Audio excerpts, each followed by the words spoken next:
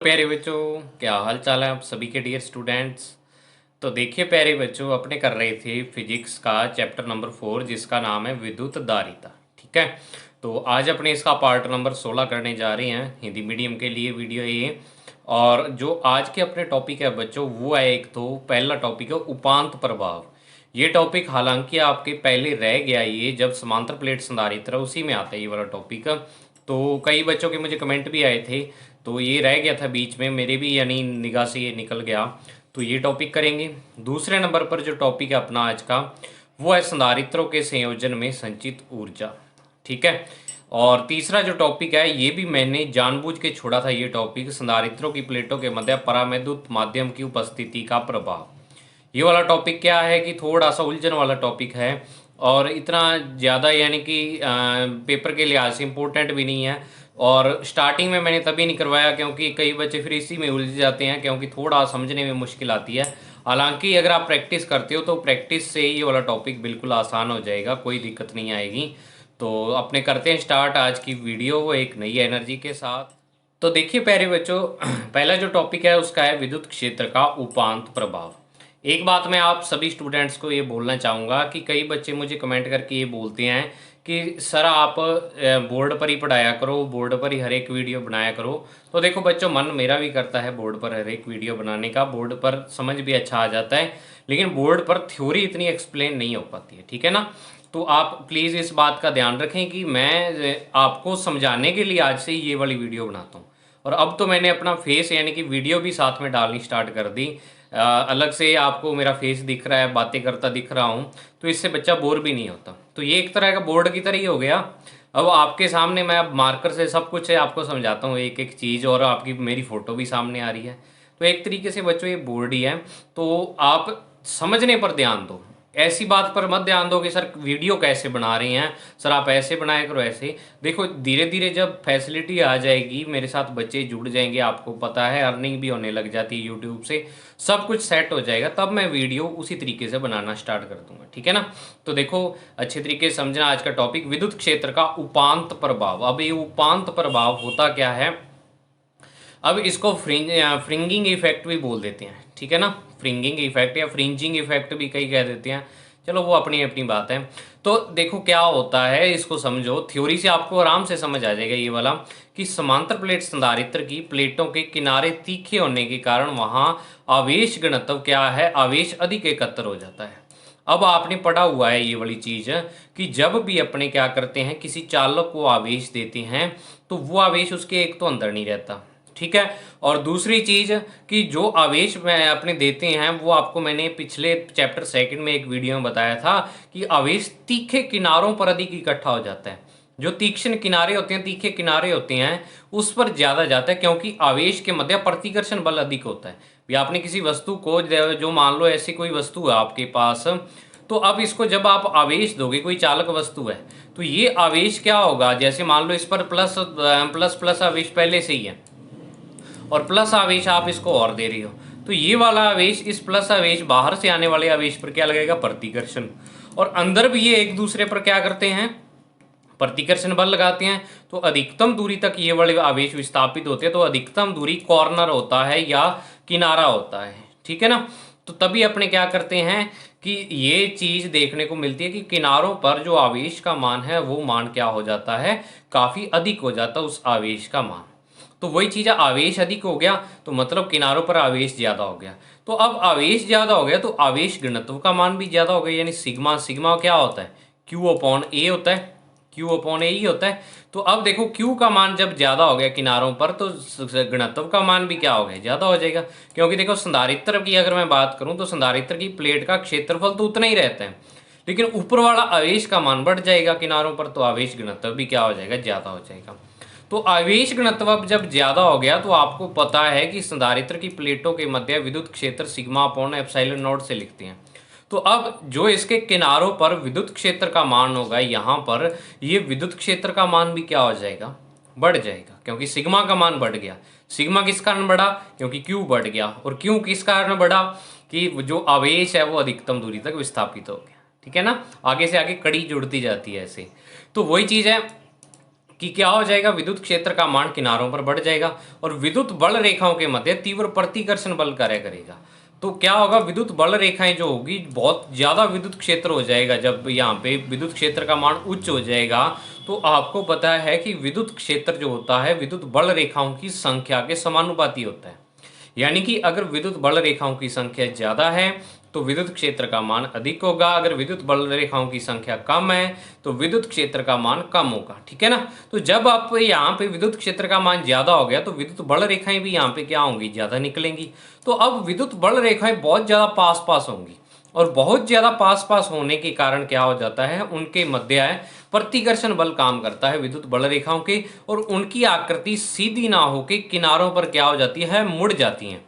मुड़ती क्यों है, क्योंकि जो इसमें क्या है कि विद्युत बल रेखाएं वो बहुत ज़्यादा नज़दीक आ जाती हैं एक दूसरे के, और नज़दीक आने से प्रतिकर्षण काम करता है और उससे क्या हो जाता है, प्रतिकर्षण से ये सीधी ना होके क्या हो जाती हैं, मुड़ जाती हैं कुछ, और इस मुड़ने की घटना को अपने क्या बोल देते हैं, उपांत प्रभाव बोल देते हैं।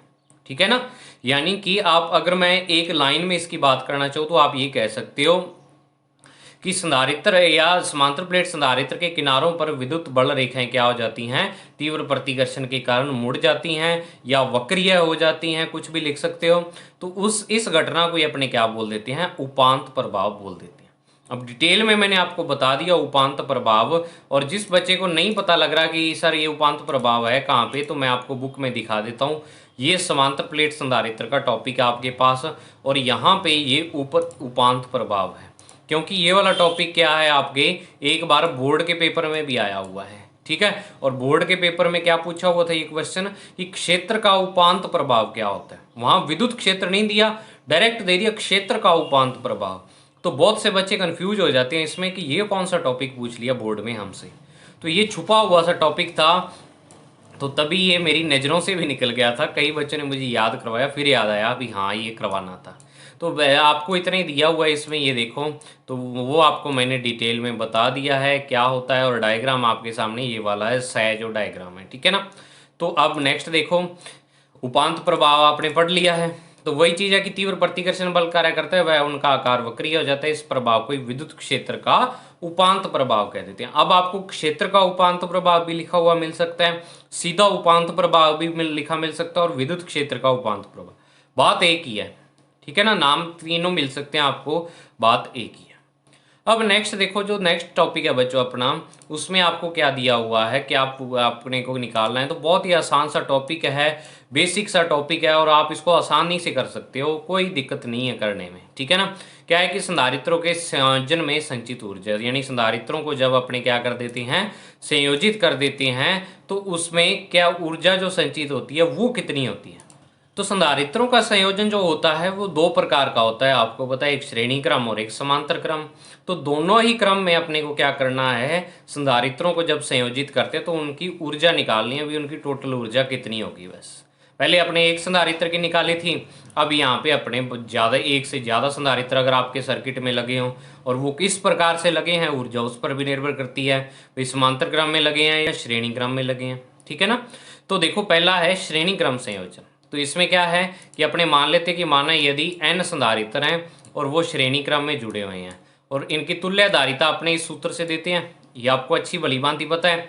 अब नेक्स्ट इसमें देखो क्या लिखा हुआ है कि श्रेणी क्रम में सभी संधारित्रों पर आवेश Q का मान समान होता है। तो अतः मान्य तुल्य संधारित्र में संचित ऊर्जा U है। अब इसका क्या मतलब है, भाई आपने श्रेणी क्रम में बहुत सारे संधारित्र ऐसे लगा दिए। ठीक है ना। तो श्रेणी क्रम में बहुत सारे संधारित्र लगा दिए, तो अपने मैंने आपको जब श्रेणी और समांतर क्रम बताया था, ये श्रेणी और समांतर क्रम संयोजन संधारित्रों का, तो इसमें मैंने आपको बात बताई थी कि मान लो कि आपके पास ये 4 संधारित्र हैं। ठीक है। तो अब आप क्या कर सकते हो, 4 संधारित्रों को जब श्रेणी क्रम में संयोजित है, तो मान लो कि इनकी तुल्यधारिता जो आ रही है वो 2 म्यू फैरड आ रही है। भी देखो अलग अलग हो सकती है सारों की, टोटल सारों की मिला के 2 म्यू फैरड आ रही है। तो अब आप सर्किट में इन सारे संधारित्रों को हटा के और यहाँ पे कितने का संधारित्र लगा सकते हो, 2 म्यू फैरड का संधारित्र लगा सकते हो।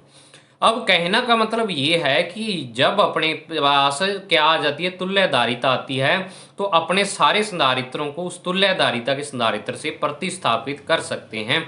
मतलब उन सारे संधारित्रों की जगह एक ही संधारित्र लगा सकते हैं। समझ आया? अब एक संधारित्र लगा दिया तो अब मान लिया कि इस एक संधारित्र की जो धारिता है वो तो अपने सी एस मानते हैं। सी एस क्या होता है? तुल्य धारिता होती है। और इसमें जो संचित ऊर्जा है वो यू मान लेते हैं। अब आपको इनमें संचित ऊर्जा नहीं पता है, इनमें संचित ऊर्जा आपने नहीं लिखी, आपने ये जो यू लिखी है ये तुल्य वाले में लिखी है। अभी टोटल संचित ऊर्जा इतनी हो रही है, ठीक है ना। तो U is equal to Q square बटा 2C वाला सूत्र लगाएंगे अपने ऊर्जा का फॉर्मूला। अब कई स्टूडेंट सोचेंगे कि सर आपने ये फॉर्मूला ही क्यों लगाया, ठीक है ना। बात यहाँ पे ये आती है question, sir half CV square लगा सकते थे, हाफ QV भी लगा सकते थे, आपने ये वाला ही क्यों लिया? तो उसका रीज़न सुन लो आप। देखो, एक तो संधारित्रों पर आवेश का मान क्या होता है? समान होता है। तो जब भी अपने फॉर्मूला लगाएंगे, जो भी फॉर्मूला लगाएंगे उसमें एक तो धारिता आनी चाहिए संधारित्रों की, क्योंकि धारिता मेन चीज़ होती है, ठीक है ना। और Q और V आपको पता है, Q, V और C तीन ही तो चीज़ें होती हैं। तो एक जो चीज़ समान रहती है उस क्रम में, वो वाली चीज़ आनी चाहिए इस फॉर्मूले। इसके पीछे हालांकि लॉजिक नहीं है भी ये क्यों ही आनी चाहिए, ऐसा क्यों ही होता है, लेकिन आप इसको याद रख सकते हो। एक तो समान वाली और एक धारिता। धारिता तो आएगी आएगी, चाहे समांतर क्रम हो चाहे श्रेणी क्रम हो। और दूसरी चीज़ क्या आ जाएगी? जो उसमें समान रहती है उस संयोजन में। तो तभी अपने ये वाला फॉर्मूला क्यू स्क्वेयर बटा 2CS। अब समीकरण 1 से आपको 1/CS का मान पता है, तो वो आप 1/CS का मान क्या करो, ऊपर वाली समीकरण में रख दो। तो देखो क्यू स्क्वेयर बटा 2 तो बचा रहेगा, और 1/CS जो ऊपर बचा है उसकी जगह ये सारा मान आ जाएगा। 1/C1, 1/C2, 1/C3 और डैश डैश करते हुए 1/CN, ठीक है ना। तो अब इसको आप क्या करोगे? अंदर मल्टीप्लाई कर दोगे क्यू स्क्वेयर बाई 2 को। तो जब मल्टीप्लाई करोगे तो ये हर एक के साथ मल्टीप्लाई आ जाएगा, तो ये आ गया मल्टीप्लाई, ये आ गया। तो अब देखो, जो अगर मैं पहली चीज की बात करूं इसकी, क्यू स्क्वेयर बटा 2C1, तो ये क्या है? पहले संधारित्र की धारिता है, और आपको पता है हर एक संधारित्र पर आवेश का मान इसमें क्यू ही होता है। क्या होता है? हर एक संधारित्र में आवेश का मान क्यू होता है। तो तभी अपने क्या करते हैं इसमें कि संधारित्र में जो, अगर मैं पहले संधारित्र की ऊर्जा लिखना चाहूँ तो वो क्यू स्क्वेयर बटा 2C1 ही आएगी, क्योंकि आवेश उसका क्या है? क्यू स्क्वेयर, और ऊर्जा उसकी 2C1 है, ठीक है, यही आएगी। तो ये क्या बन गई यहाँ पे? पहले संधारित्र में संचित ऊर्जा बन गई, ठीक है ना। और ये दूसरे संधारित्र में, ये तीसरे में डैश डैश करते हुए एनवे में।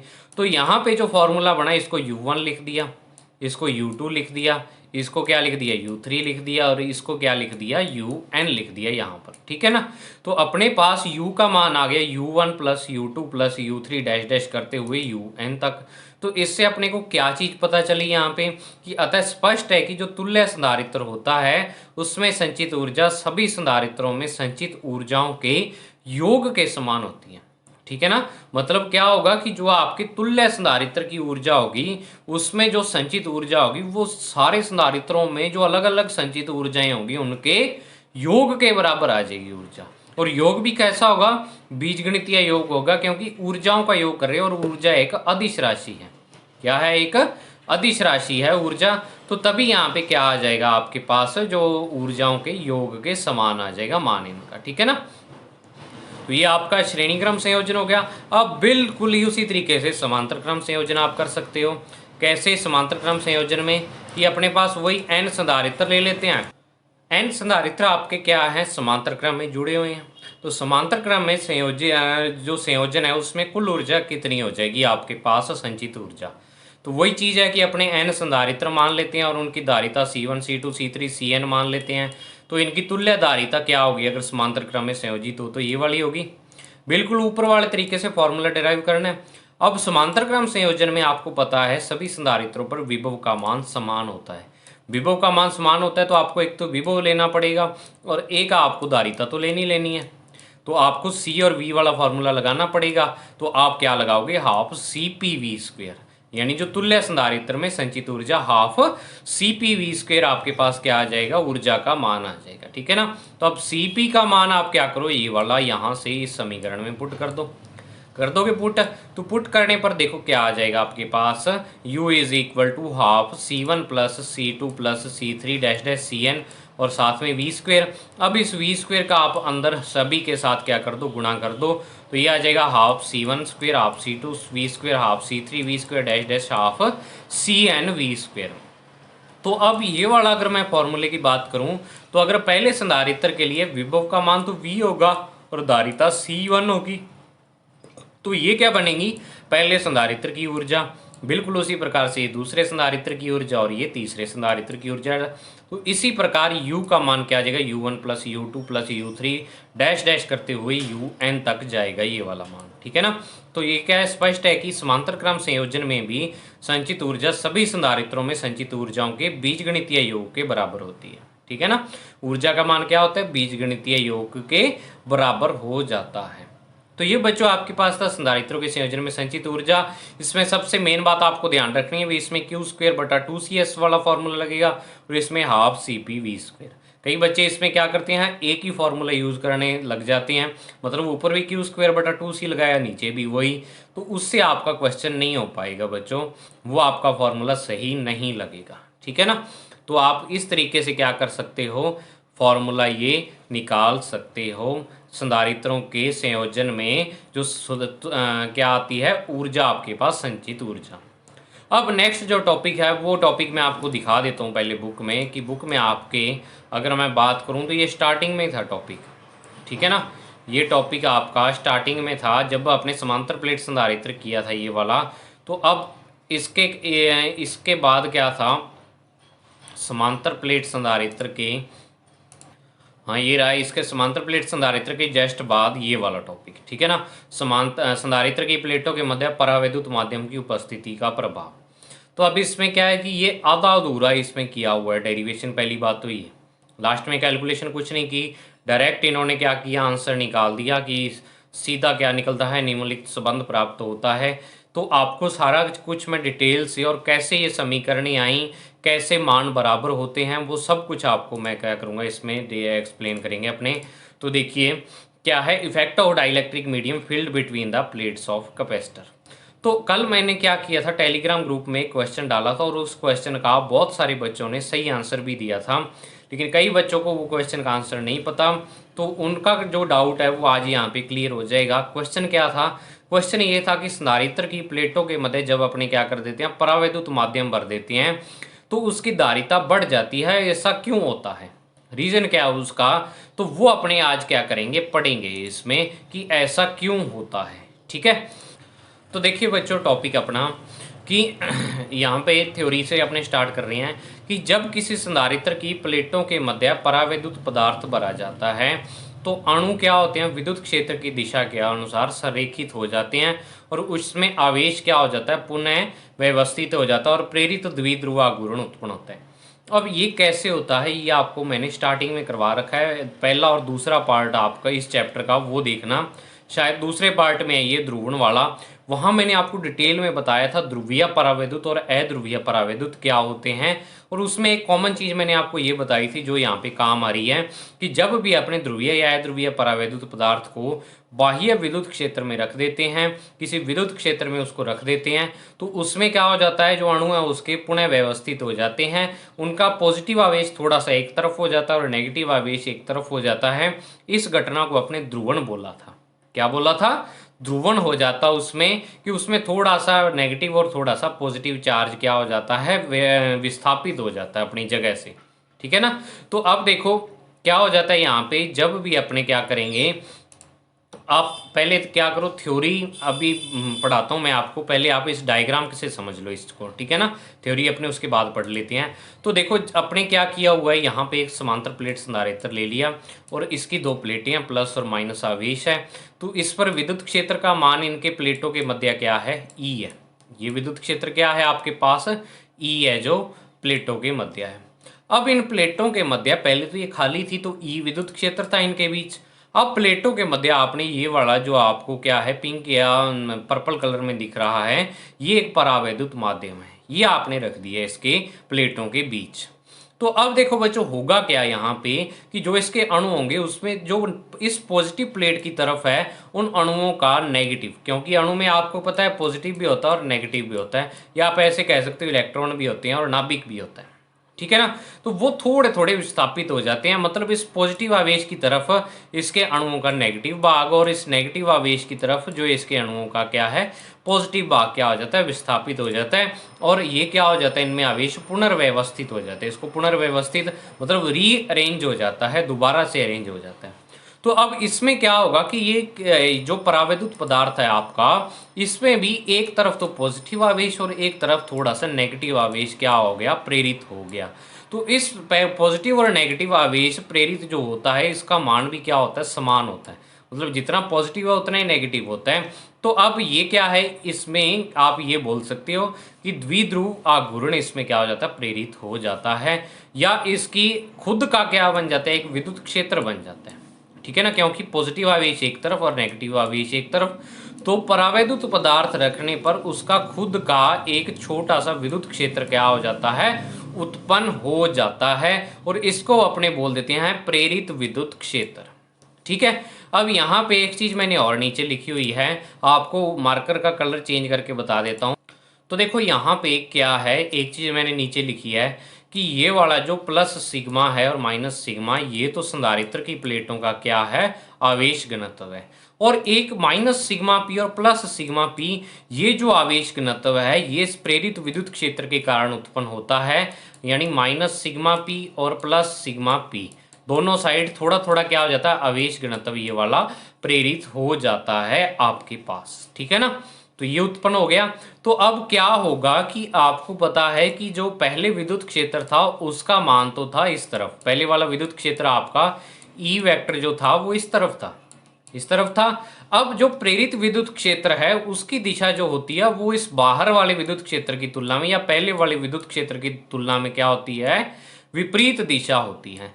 तो अब अगर जब परावैद्युत माध्यम आपने रख दिया इसके प्लेटों के बीच, तो जो परिणामी विद्युत क्षेत्र होगा वो आपके पास क्या हो जाएगा E माइनस ई पी हो जाएगा। मतलब क्या है कि वो अब क्या हो जाएगा कम हो जाएगा। कम कैसे, ये अगर मान लो ये पहले 10 वोल्ट था और प्रेरित वाला 2 वोल्ट है, तो अब जो नया विद्युत क्षेत्र इसके प्लेटों के मध्य आएगा 10 माइनस 2 वो कितना हो जाएगा 8 वोल्ट हो जाएगा इसकी प्लेटों के बीच। तो 8 वोल्ट अपना परिणामी विद्युत क्षेत्र रह गया है यहाँ पर। ठीक है, परिणामी विद्युत क्षेत्र रह गया है। तो मतलब कि प्रेरित जब आप क्या कर देते हो संधारित्र की प्लेटों के मध्य है एक परावैद्युत पदार्थ रख देते हो, तो परावैद्युत पदार्थ में आवेश प्रेरित हो जाता है। उस प्रेरित आवेश के कारण उसमें क्या हो जाता है विद्युत क्षेत्र भी क्या हो जाता है प्रेरित हो जाता है। तो अब जब आपका विद्युत क्षेत्र इसमें प्रेरित हो गया यानी E का मान आपका ओवरऑल क्या हो गया कम हो गया। तो अब आपको अगर मैं यहाँ पे V का मान लिखूं, भी इसकी प्लेटों के मध्य संधारित्र की प्लेटों के मध्य है V यानी विभवांतर का मान लिखूं तो वो E इंटू डी होता है। तो अब आपके पास जब E का मान कम हो गया तो जो इसका क्या है विभवांतर है वो भी E पर ही निर्भर करता है, E के साथ ही बदलता है, तो विभवांतर भी प्लेटों के बीच क्या हो जाएगा कम हो जाएगा। और आपको पता है कि जो धारिता होती है वो C बराबर क्या होती है Q बटा V होती है। तो जब V का मान कम हो गया तो क्या हो जाएगा धारिता का मान ऑटोमेटिक से बढ़ जाएगा। तो ये रीजन था बच्चों इसका कि आप अगर मैं अब आपसे यही क्वेश्चन पूछूं कि संधारित्र की प्लेटों के मध्य परावैद्युत माध्यम रखने पर जो उसकी धारिता है क्यों बढ़ जाती है, कारण क्या है इसका, तो वो कारण आप यही दोगे कि संधारित्र की प्लेटों के मध्य परावैद्युत पदार्थ रखने पर उस परावैद्युत पदार्थ में भी क्या हो जाता है आवेश प्रेरित हो जाता है। आवेश प्रेरण के कारण उसमें प्रेरित विद्युत क्षेत्र बन जाता है, या आप बोल सकते हो ध्रुवित विद्युत क्षेत्र या ध्रुवण के कारण विद्युत क्षेत्र बन जाता है। ठीक है ना, और उस विद्युत क्षेत्र की दिशा बाह्य विद्युत क्षेत्र की तुलना के क्या होती है विपरीत होती है। तो जो जिससे क्या हो जाता है संधारित्र की प्लेटों के मध्य जो क्या है विद्युत क्षेत्र का परिणामी मान कम हो जाता है, जिससे विभवांतर का मान कम होता है, और विभवांतर का मान कम होने से धारिता का मान बढ़ जाता है। ये इसका क्या है कंप्लीट आंसर है आपके पास। ठीक है ना, तो ये लिखोगे तो वही चीज है कि इसमें धनात्मक प्लेट वाली ऋणात्मक आवेश व ऋणात्मक प्लेट की तरफ पॉजिटिव आवेश आकर्षित होता है। जो ये आपने परावैद्युत पदार्थ रखा है अभी इसकी थ्योरी पढ़ लेते हैं। अर्थात ध्रुवण की घटना होती है, यहाँ पर ध्रुवण आ जाता है। ठीक है ना, ध्रुवण की घटना हो जाती है। तो अब इसके बाद क्या होता है कि माना परावैद्युत पदार्थ में प्रेरित आवेश घनत्व सिग्मा पी है, अतः इस आवेश के कारण प्लेटों के मध्य विद्युत क्षेत्र E के क्या हो जाता है विपरीत हो जाता है, और परावैद्युत पदार्थ में EP विद्युत क्षेत्र क्या हो जाता है, उत्पन्न हो जाता है या प्रेरित हो जाता है। तो यह प्रेरित विद्युत क्षेत्र उपस्थित विद्युत क्षेत्र E के मान में क्या करता है, कमी करता है। फलस्वरूप प्लेटों के मध्य विभवांतर का मान कम हो जाता है और V बराबर E1 × D से धारिता का मान क्या हो जाता है, अब बढ़ जाता है आपके पास। ठीक है ना, धारिता का मान क्या हो जाएगा, बढ़ जाएगा। अब देखो इसका निकालते हैं अपने फॉर्मूला। ठीक है ना, फॉर्मूला इसका डिराइव करते हैं। फॉर्मूला क्या होगा, तो देखो परावैद्युत पदार्थ रखने पर अपने क्या करना है, विद्युत क्षेत्र, इसमें फॉर्मूला जो है वो पहले समझ लो आप एक चीज़ कि फॉर्मूला निकालेंगे किसका अपना। ठीक है ना, तो इसमें ध्रुवण की घटना होती है, तो ध्रुवण में आपने क्या पढ़ा था, काई पढ़ा था एक। ठीक है ना, काई क्या था, काई अपने पास एक कांस्टेंट था।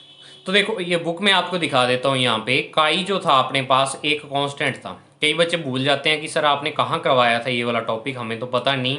तो ये वाला टॉपिक है बच्चों, यहाँ पे आप ये वाला टॉपिक वाली वीडियो दोबारा देखना अगर किसी बच्चे को ये चीज़ नहीं आती है, क्योंकि ये वाली चीज़ इसमें काम आएगी। ठीक है ना, और मैंने नोट्स में इनको स्पेशली बहुत ही अच्छे तरीके से करवा रखा है, आप नोट्स भी इसके जरूर चेक करना। तो ये काई था यहाँ पे, और इस P वेक्टर को अपने क्या बोल देते हैं, ध्रुवण सदिश बोल देते हैं। ठीक है ना, ध्रुवण सदिश बोल देते हैं। और इस P वेक्टर का मान मैंने अलग से लिखवाया हुआ है आपको, जो इस बुक में नहीं दिया हुआ, कि ये जो ध्रुवण सदिश होता है ये प्रेरित द्विध्रुव आघूर्ण और जो पदार्थ का आयतन है इन दोनों के भाग के बराबर होता है। ये चीज़ आप नोट्स में चेक करना, मैंने स्पेशली मेंशन करवाई थी ये चीज़, और ये चीज़ इस फॉर्मूले में काम आएगी अब। ठीक है ना, तो आपको यहाँ पे जो रिलेशन निकालना है, एक तो स्काई और एक अपने क्या है जो आपका एप्साइलन नोड या एप्साइलन आर है, जो विद्युतशीलता बोल देते हैं या परावैद्युतांक बोल देते हैं। इन दोनों के मध्य आपने को क्या करना होगा, यहाँ पे संबंध निकालना होगा, फॉर्मूला निकालना है। तो देखो क्या होगा फॉर्मूला इसका, कैसे अपने निकालेंगे। तो सबसे पहले अपने क्या करते हैं, यहाँ पे लिखते हैं, स्टार्टिंग जो करेंगे इसकी, कि परावैद्युत माध्यम रखने से संधारित्र की प्लेटों के मध्य परिणामी विद्युत क्षेत्र। अब आपको पता है भी पहले तो विद्युत क्षेत्र E का मान जो सामान्य मान होता है वो क्या हो जाता है, सिग्मा बटा में एप्सिलॉन नॉट होता है। सामान्य E का मान ये होता है जब आपने कोई परावैद्युत माध्यम नहीं रख रखा। अब जब आपने परावैद्युत माध्यम रख दिए तो परावैद्युत माध्यम का खुद का विद्युत क्षेत्र बनता है, तो जो इसमें परिणामी विद्युत क्षेत्र होगा वो दोनों के माइनस के बराबर आता है। क्यों आता है, क्योंकि दोनों की दिशा क्या होती है, विपरीत होती है बच्चों आपके पास। तो E माइनस ई पी यहाँ पे बन जाएगा। तो E माइनस ई पी बन गया, तो E का मान सिग्मा बटा एप्सिलॉन नोड और ई पी यहाँ पे सिग्मा पी बटा एप्सिलॉन नोड, क्योंकि इस विद्युत क्षेत्र जो आ रहा है वो आपके इस आवेश घनत्व के कारण ही आ रहा है। ठीक है ना, सिग्मा पी क्या है, जो आपका पदार्थ परावैद्युत पदार्थ रखा हुआ है उसका आवेश घनत्व। समझ आया, तो sigma P upon epsilon node, तो ये आ गया। अब सिग्मा एप्सिलॉन नोड क्या आ जाएगा, यहाँ पे एलसीएम आ जाएगा और ऊपर रह जाएगा सिग्मा माइनस सिग्मा पी। इसको समीकरण नंबर क्या दे दी, 1 दे दी। ये परिणामी विद्युत क्षेत्र। अब अगर मैं बात करूं परावैद्युतांक की परिभाषा से, भाई आपने क्या किया कि देखो इसको थोड़ा डिटेल से मैं आपको समझाता हूँ ये वाला फॉर्मूला, कि अगर मैं आपको कहूँ कि किसी जो बिंदु आवेश के कारण विद्युत क्षेत्र है के क्यू बटा क्या है, आर स्क्वेयर है, और के क्यू बटा आर स्क्वेयर को आप क्या लिखते हो बच्चों, 1/4 pi epsilon nought Q upon R square. 1/4 pi epsilon nought Q बटा में क्या लिख देते हो आप, आर स्क्वेयर लिख देते हो, इसको ये लिखते हो। अब अगर मैं इसी बिंदु आवेश को किसी माध्यम में रख दूं, या इसके लिए इसके बीच कोई माध्यम रख दूं, या इसको किसी माध्यम में रख दूं, तो जो ये फॉर्मूला आएगा आपके पास, वो फॉर्मूला आपके पास क्या आएगा, 1/4 pi epsilon not epsilon R आ जाएगा यहाँ पे, और यहाँ आ जाएगा क्यू बटा आर स्क्वेयर, ये आ जाएगा। तो अब ये जो 1/4 pi epsilon nought Q upon R square इतना फॉर्मूला है, ये आपका E है, मतलब जो आपका निर्वात में था, और अपॉन में क्या आ गया, एप्सिलॉन आर आ गया। मतलब कि जो माध्यम रखने पर या माध्यम में रखने पर विद्युत क्षेत्र है, यानी E माध्यम है, विद्युत क्षेत्र का मान वो क्या है, निर्वात का क्या हो जाता है, निर्वात का 1/एप्सिलॉन आर गुना हो जाता है, या एप्सिलॉन आर से भाग देने पर क्या आ जाता है अपने पास, माध्यम वाला आ जाता है। तो वहां से मैंने ये फॉर्मूला लिखा है कि अपने को जो परावैद्युतांक की परिभाषा है उससे फॉर्मूला अपने को मिलता है कि जो माध्यम रखने पर विद्युत क्षेत्र है उसका मान तो ये होता है। अब माध्यम रखने पर विद्युत क्षेत्र आपने E1 लिया हुआ है, परिणामी विद्युत क्षेत्र। तो E1 का मान वास्तव में क्या होना चाहिए, E बटा क्या होना चाहिए, एप्सिलॉन R होना चाहिए। वो आपको बता दिया मैंने अभी क्यों होना चाहिए E1 का मान ऐसा। तो E का मान अपने पास सिग्मा बटा एप्सिलॉन नोड है, तो इस E का मान अपने क्या कर देते हैं, इसमें रख देते हैं। तो आपके पास ये आ जाएगा सिग्मा बटा एप्सिलॉन नोड एप्सिलॉन R। तो देखो दो तरीके से आपने निकाल लिया। एक तो क्या किया कि अपने दिशा के आधार पर E1 यानी परिणामी विद्युत क्षेत्र निकाल लिया, और एक परावैद्युत माध्यम की परिभाषा से E1 का मान निकाल लिया। मतलब प्लेटों के बीच E1 आप यहाँ पे लिख लेना, प्लेटों के बीच विद्युत क्षेत्र जब परावैद्युत माध्यम उपस्थित है उसका मान है। तो समीकरण 1 और 2 दोनों ही E1 के मान को प्रदर्शित कर रही हैं। बस फर्क ये है कि एक को अपने अलग तरीके से निकाला है और एक को अपने अलग तरीके से निकाला है। तो मतलब दोनों क्या है, दोनों ही चीजें बराबर है। जब दोनों E1 के बराबर है तो ये आपस में भी क्या हो जाएंगी, बराबर हो जाएंगी। ठीक है, तो आप समीकरण और 1 और 2 को क्या कर दो, बराबर रख दो। तो जब बराबर रखोगे तो एप्सिलॉन नोड से एप्सिलॉन नोड कैंसिल हो जाएगा, तो sigma minus sigma P sigma बटा एप्सिलॉन आर के क्या आ जाएगा, बराबर आ जाएगा। तो सिग्मा पी जो आएगा, अब इसको क्या करो, आप इधर ले आओ सिग्मा पी की जगह, और सिग्मा पी को क्या करो, इसकी जगह पर ले जाओ। तो सिग्मा पी जो आएगा वो sigma minus sigma upon epsilon R के, तो सिग्मा पी बराबर सिग्मा कॉमन ले लो, तो ये 1 माइनस 1 अपॉन एप्सिलॉन आर के इक्वल आ जाएगा इसके बराबर। अब सिग्मा पी को आप यहीं पे छोड़ दो, ठीक है ना। सिग्मा पी को क्या करना है, आपने यहीं पर छोड़ देना है। तो देखो इतना काम तो अपना हो गया खत्म, सिग्मा पी का मान निकाल लिया। अब देखो थोड़ा सा नए तरीके से इसको स्टार्ट करना है। कैसे, अपने स्टार्ट करते हैं ध्रुवण सदिश से, ठीक है ना। ध्रुवण सदिश जो पी वेक्टर जो होता है आपके पास, वो काई ई इंटू E1 के बराबर होगा, क्योंकि ध्रुवण की घटना हो रही है। तो जो अपने प्रेरित इसमें क्या हो रहा है, द्विध्रुव आघूर्ण प्रेरित हो रहा है, तो उसके कारण क्या है, ध्रुवण सदिश का मान यहाँ पे कुछ ना कुछ होगा, और उसका मान ये होता है, ये आपको मैंने दिखा भी दिया था क्यों होता है ऐसा। और E1 यहाँ पे क्या क्यों लेंगे, क्योंकि जो अपना द्विध्रुव आघूर्ण अपने क्या है कि विद्युत क्षेत्र के कारण उसमें क्या हो रहा है, खुद का विद्युत क्षेत्र उत्पन्न हो रहा है। तो यहाँ पे जो वो विद्युत क्षेत्र आता है वो उत्पन्न विद्युत क्षेत्र आता है यहाँ पे chi E is equal to P vector is equal to chi E E1, और इसका परिमाण लेते हैं क्योंकि अपने डायरेक्ट कैलकुलेशन कर रहे हैं, वेक्टर फॉर्म नहीं लेते हैं इसकी, ठीक है ना। परिमाण का मतलब संख्यात्मक मान लेंगे इसका। तो अब देखो जो सबसे मेन चीज़ है यहाँ पे, और बच्चों को दिक्कत जो आती है यहीं पे आती है, आप में से भी ज़्यादातर स्टूडेंट को आई होगी यहाँ पे, कि ये तो चलो मान लिया भी ये फॉर्मूला होता है, अब इसको बुक वालों ने सिग्मा पी के बराबर लिख दिया, और होता क्यों है ऐसा उसका रीज़न नहीं लिखा। आपको दिखाता भी हूँ मैं बुक में, अगर किसी ने ये टॉपिक पढ़ा हो तो उस टॉपिक में देखो आपको क्या है, बुक वालों ने डायरेक्ट यहाँ पे सिग्मा पी लिखा है, और यहाँ पे सीधा लिखा है कि ध्रुवण पी वेक्टर का जो परिमाण है परावैद्युत पट्टी के किनारों पर प्रेरित पृष्ठ आवेश घनत्व के समान होता है। मतलब पी वेक्टर काई ई E1 के बराबर होगा और ये सिग्मा पी के बराबर होगा। अब ये क्यों होता है बराबर, वो चीज़ यहाँ पे इन्होंने मेंशन नहीं की हुई बुक वालों ने, ठीक है ना। भी ऐसा होता क्यों है, सिग्मा पी के बराबर आया कैसे ये मान। तो अब वो देखो बच्चों आपके पास कैसे आया कि सिग्मा पी के बराबर, बुक वालों ने इसको कैसे लिखा कि आपको पता है कि पी वेक्टर क्या होता है, ध्रुवण सदिश की जो परिभाषा होती है वो होती है इकाई आयतन में प्रेरित द्विध्रुव आघूर्ण। इकाई आयतन में प्रेरित द्विध्रुव आघूर्ण, तो स्मॉल पी और बटा में वी, यानी प्रेरित द्विध्रुव आघूर्ण बटा वी। अब इसको अगर मैं लिखूं यहाँ पे, पी जो होता है वो Q इंटू 2A होता है, और ये अपॉन में वी। और इसका अगर मैं मात्रक निकालूं, क्या निकालूं, मात्रक निकालूं यहाँ पे, तो देखो Q का कुलाम, 2A दूरी होती है तो मीटर, और अपॉन में मीटर क्यूब। तो मीटर से जब मीटर क्यूब कैंसिल होगा तो मीटर स्क्वेयर आ जाएगा, ठीक है। तो पी वेक्टर बराबर कुलाम अपॉन मीटर स्क्वेयर, मतलब कि ये किसका है, पृष्ठ आवेश घनत्व का मात्रक होता है। तो एक्चुअल में जो ध्रुवण सदिश होता है वो क्या है, पृष्ठ आवेश घनत्व के समान ही होता है। तो इसका रीज़न मुझे उम्मीद है आपको पता लग गया होगा, और इस चीज़ को आप लोग पसंद भी कर रहे होंगे कि सर ने हमें इसका रीज़न बताया है, ठीक है ना। बता भी देना मुझे कमेंट में।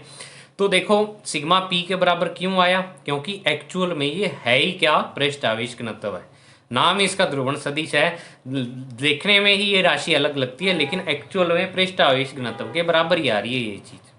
वही है कार्य और ऊर्जा, कार्य अलग है ऊर्जा, लेकिन दोनों के मात्रक सेम ही है, कार्य ऊर्जा में चेंज हो जाती है। तो वही चीज़ यहाँ पे कि ये ध्रुवण सदिश है और वास्तव में एक्चुअल में क्या होता है, प्रेरित द्विध्रुव प्रेरित आवेश घनत्व, ठीक है ना, इसके बराबर होता है। तो देखो सिग्मा पी का मान आप सिग्मा पी का मान क्या है, या आपके पास सिग्मा पी जो आ जाएगा यहाँ पे आपके पास देखो काई ई, इस समीकरण से लिख रहा हूँ मैं। अब पी वेक्टर को क्या कर रहा हूँ मैं, एक बार यहाँ से निकाल देता हूँ, इन दोनों को लेके चल रहा हूँ, ठीक है ना, कोई भी ले सकते हो, जब तीन चीज़ें बराबर है कोई भी दो बराबर लेके चलो। तो काई सिग्मा पी आपके पास काई ई, और ई वन का मान आपने क्या कर दिया, समीकरण 2 से रख दिया यहाँ पे, sigma upon epsilon not epsilon R, तो ये रख दिया, ये समीकरण नंबर आ गई 4। तो अब देखो समीकरण 3 और 4 से अगर मैं बात करूं तो ये भी सिग्मा पी है और ये भी सिग्मा पी है, तो मतलब लेफ्ट हैंड साइड जब सिग्मा पी के बराबर आ रही हैं दोनों, तो राइट हैंड साइड भी क्या हो जाएंगी, बराबर हो जाएंगी। तो दोनों को यहाँ पे क्या कर दो, बराबर कर दो। तो sigma upon 1 minus 1 upon epsilon R is equal to chi E sigma upon epsilon not epsilon R. तो अब देखो आपके पास क्या हो जाएगा, सिग्मा से ये वाला सिग्मा कैंसिल, और यहाँ पे एप्सिलॉन आर आप एलसीएम ले लो, तो ये epsilon R minus 1 upon epsilon R, और ये chi E upon epsilon not epsilon R, ये आ जाएगा। तो एप्सिलॉन आर से एप्सिलॉन आर आपका क्या आ जाएगा, कैंसिल, और इसको क्या करो, तिरछा गुणा कर दो, क्रॉस मल्टीप्लाई, तो काई ई आपके पास epsilon not epsilon R minus 1 के बराबर आ जाएगा। मतलब कि ये वैद्युत प्रवृत्ति और जो आपका परावैद्युतांक है उसमें संबंध है। कई बार आपको ये वाला टॉपिक डायरेक्टली ना देके ऐसे पूछ सकते हैं कि किसी समांतर प्लेट संधारित्र की वैद्युत प्रवृत्ति और उसके परावैद्युतांक में संबंध स्थापित करो, ऐसे आ सकता है। और आपको फ्यूज उड़ जाएंगे आपके कि ये क्वेश्चन आ कहाँ से गया, कौन से चैप्टर से, कैसे स्टार्ट करूँ। तो जिस बच्चे ने ये वाला डेरिवेशन पढ़ा और जिसको क्वांटिटी का नाम पता है भी ये वाली क्वांटिटी ये होती है, तो वो बच्चे इसको आसानी से कर सकता है, ठीक है ना। तो ये वाला सॉल्यूशन भी देखो आगे नहीं दिया हुआ था बुक में, मैंने इसको सॉल्व कर दिया यहाँ से, डायरेक्ट इन्होंने ये वाला फॉर्मूला दे दिया था, ये वाला भी आपको सॉल्व करवा दिया है। अब देखो इसको याद कैसे रखना आपको वो समझ लो आप एक बार, इस फॉर्मूले को आपको हो सकता है उलझन वाला फॉर्मूला लगे, 3 बार इस फॉर्मूले को लिख के देख लो आप, मैं गारंटी देता हूँ आप कभी नहीं भूलोगे इसको, ठीक है ना। 3 बार ईमानदारी से दिमाग लगा के लिख के देख लो इसको। तो देखो सबसे पहले आपको E1 के 2 मान लिखने हैं, E1 के दोनों मान बराबर करके और सिग्मा पी का मान निकालना है, फिर सिग्मा पी के 2 मान आ जाएंगे, फिर उन दोनों को बराबर करके रिलेशन निकाल देना आपको। ऐसा ही तो किया है, पहले क्या किया, E1 के 2 मान फिर सिग्मा पी के 2 मान बराबर बराबर रख के लास्ट में क्या आ गया, आंसर आ गया आपके पास। तो इस तरीके से बच्चों आप याद रख सकते हो। तो ये था बच्चों आपका आज का टॉपिक, मुझे उम्मीद है आपको समझ में आ गया होगा, मैंने पूरी डिटेल से करवाने की ट्राई किया है। अब एक टॉपिक इस चैप्टर का बचा है, हालांकि प्रीवियस वीडियो में मैंने कह दिया था आपको कि एक टॉपिक बचा है, लेकिन ये वाले टॉपिक रह रहे थे, तो मैंने इनको करवाना उचित समझा पहले। तो इनको आप अच्छे तरीके से करते रहें, लिख के देखें, चैनल को शेयर और सब्सक्राइब करें। तब तक के लिए thank you, have a nice day dear students.